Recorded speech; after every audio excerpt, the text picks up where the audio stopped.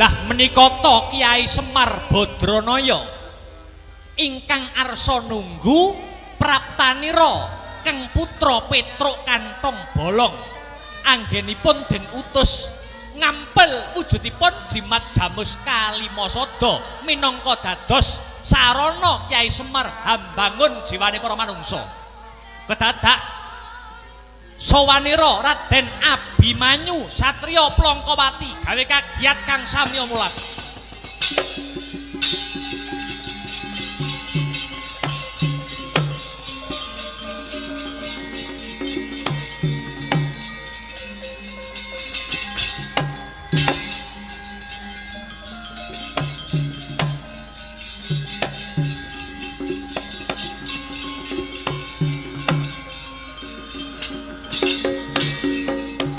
Caritaning satriya linuwe kang maradi mring kautaman tan bekat pring pangestine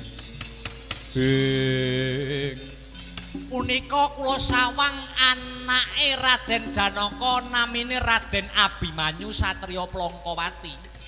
Iya wa Semar kadingaren kok dolan wonten ing Karang Kadempel mriki. Aku mung arep matur marang Wa Semar Badranaya. Matur babakan apa, Gus? Dina iki bapakku ya kuwi Kanjeng Rama Arjuna murca ilang tanpa wangenan. Mula sing bisa tak sambati ya mung Kyai Semar. Aku njaluk kepiye kali damare Kakang Semar anggon munggagapi murcane utawa ilange bapakku Raden Janaka Kyai Semar.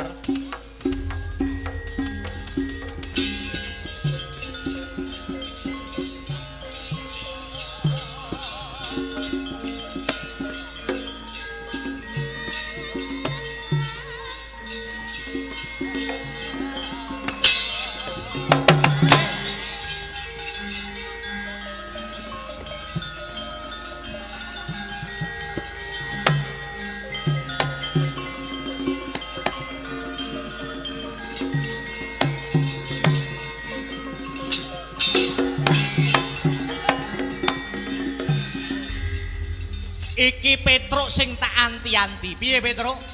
Tekamu. Kowe apa wis nggawa bali wujude jimat Jamus Kalimasada? Bapak, piye Petruk? Kula badhe ngampil wujudipun jimat Jamus Kalimasada. Ternyata sinuwun Prabu Baladewa nggih badhe ngampil badhe nyilih wujudipun jimat Jamus Kalimasada minangka waluyaning negari Ngastina ingkang sakmangke ketaman Pagebluk Mayangkara. Lah pungkasanipun rembug Ndara Raden Werkudara utawi Ndara Raden Bimasena paring dalan tengah. Dalan tengahe piye? Sapa wae bisa mujuti kembang sing jenenge Sekar Jatiwasesa ya kuwi sing bisa mboyong jimat Jamus Kalimasada.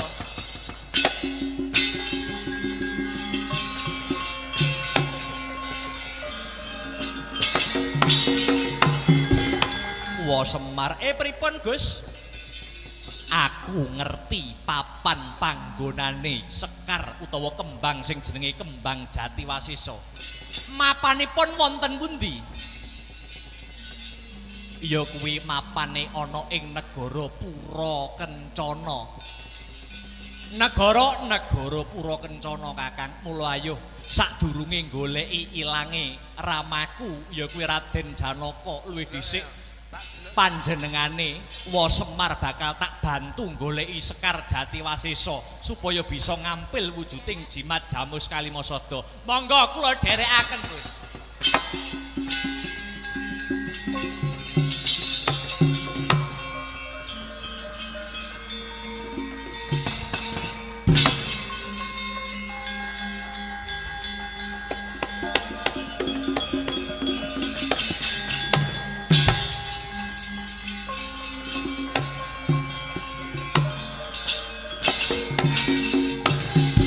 Purabodha mirah ingsun prihatin waspaku mijil tuhu dahat tanpa karya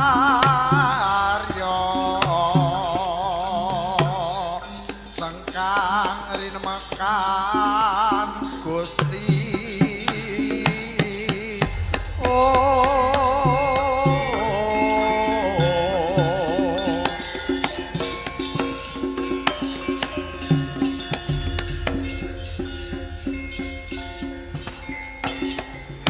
ganti caritane madeg negara Pura Kencana nenggih teng mriku Nalendra jejuluk Gabau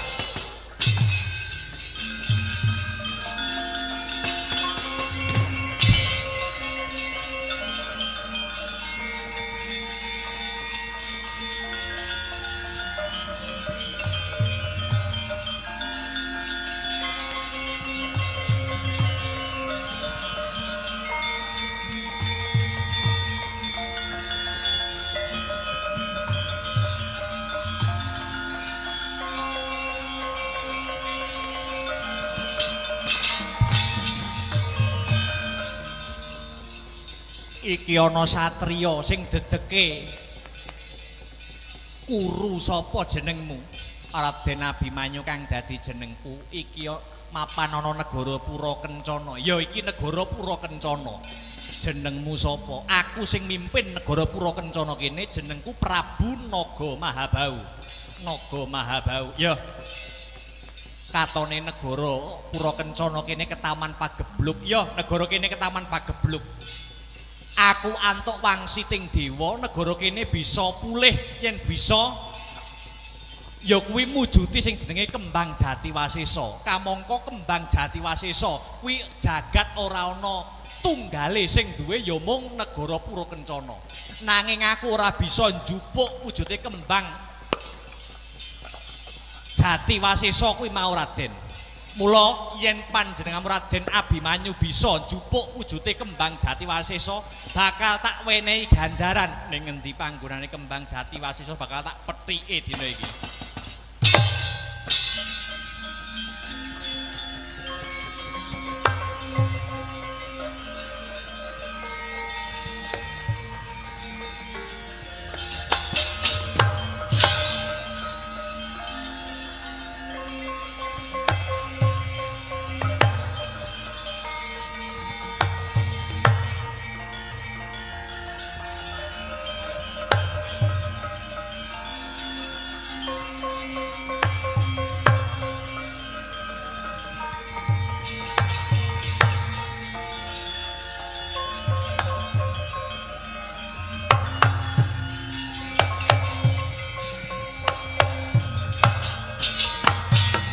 Yata larata saking godha Sagara-gala yen tan mutusa sang sri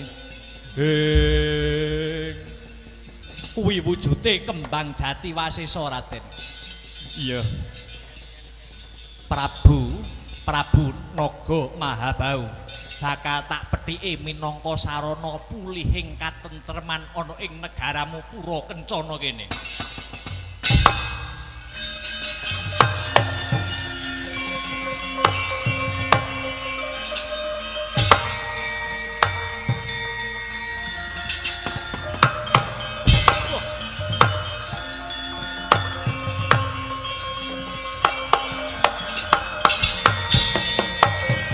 Semalaning rat leketik ing jagat gelah-gelahing bumi panuksmaning jajing lanat sukertaning bawana bareng kowe Abimanyu bisa metik Kembang Jatiwasesa kowe banjur tinggal gelanggang colong playu kowe maling ana ing negara Pura Kencana aja mandhek Abimanyu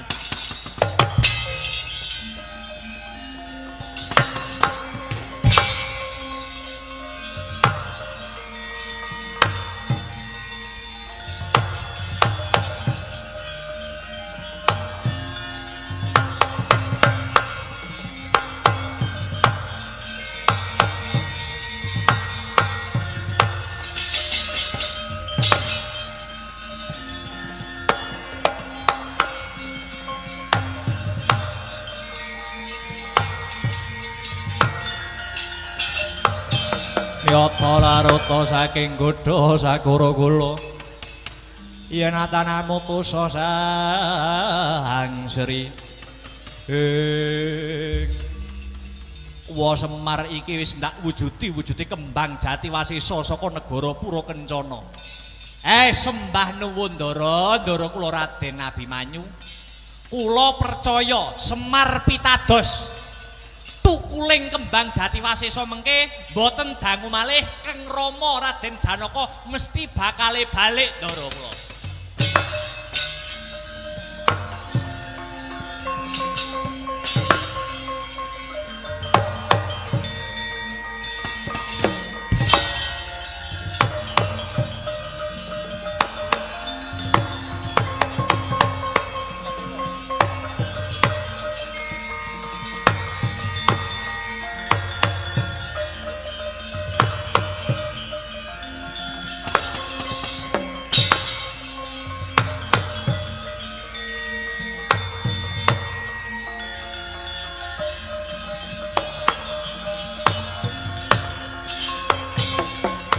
Pareka den mrayitna es munira ririh eka balik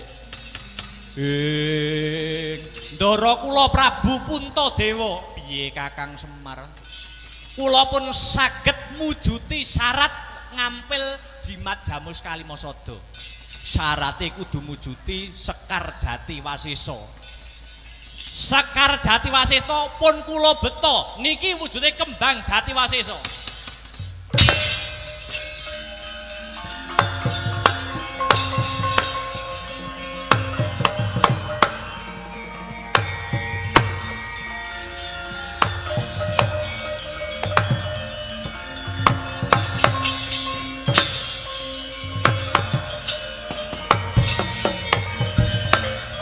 Yen mancen kaya mangkono iki tampanana wujude jimat Kalimasada minangka sarana anggone Kakang Semar bakal mbangun jiwane para manungsa Kakang.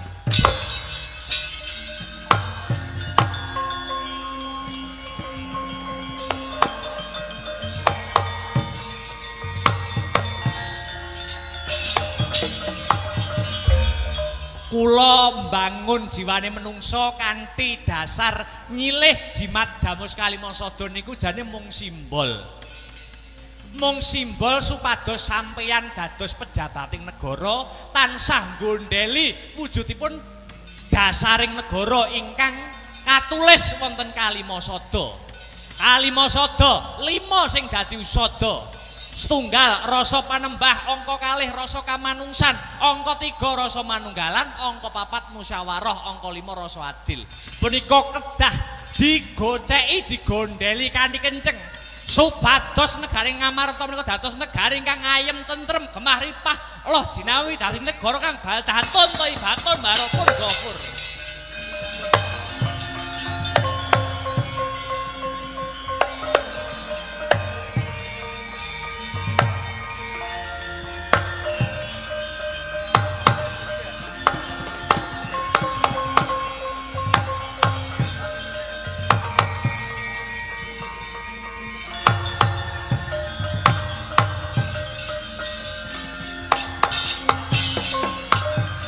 Samu barange wis cetha. Sinuwun Petruk mlayu-mlayu gawe kaget ana apa? Ngaturi ketiwasan geger wonten Jawi. Negari Ngamarta diamuk ratu saking negari Purakencana. Naminipun Prabu Naga Mahabau. Ngancam ngincim dhateng Raden Abimanyu. Menawi Raden Abimanyu mboten timbul, negari Ngamarta badhe dipun bedah, badhe dipun gebak peperangan. Mundur tak tandangane.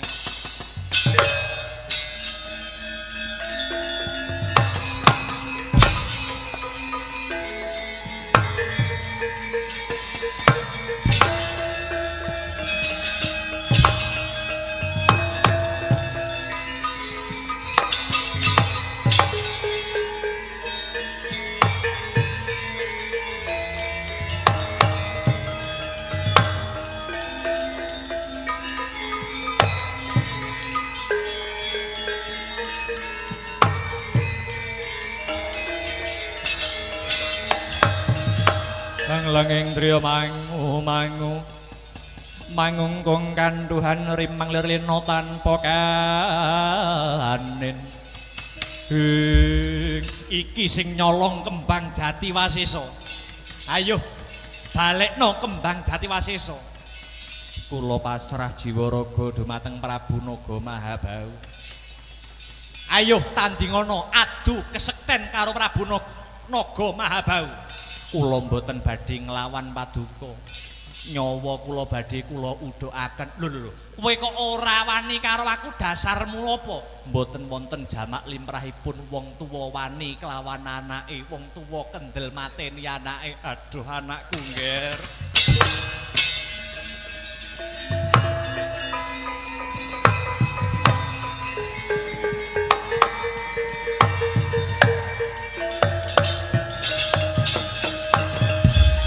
Kanjeng Rama Janaka sampun timbul. Iya anakku Abimanyu, lungaku saka negara Ngamarta mung mrihatinake kahanan negara Ngamarta. Dene saiki kembang jati Wasesa wis timbul lan para sentananing para pejabating negara uga wis nggondheli dasaring negara. Saiki negara Ngamarta wis ayem tentrem. Mula ayo aja kesuwen Abimanyu enggal bali ora negara Ngamarta ya nggir.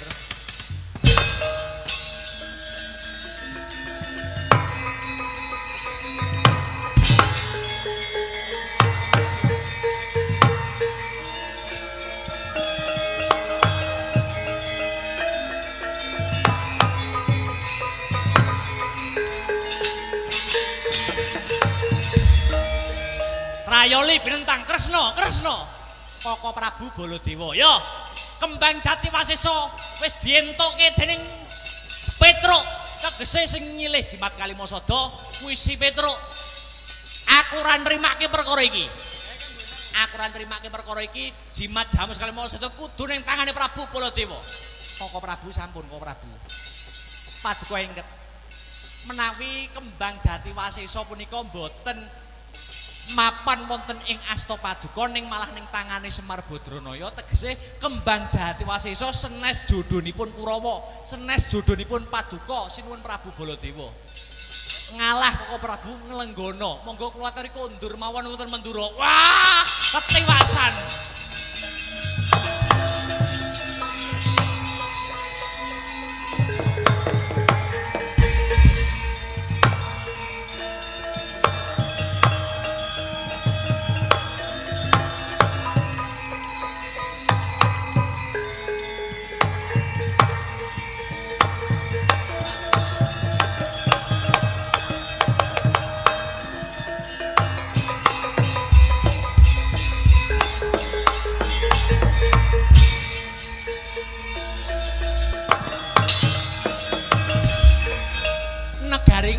Sakmenika sampun ayem Yayi Prabu nuwun inggih pangwestunipun Koko Prabu Kresna. Sing becik kena nggo tuladha, sing ala katuta barat kelawan lesus. Timbuling Raden Janaka tentreming negara Ngamarta ateges lakon Semar Medhar Sabda sampun tuntas. Tas, tas, tas. Alhamdulillah.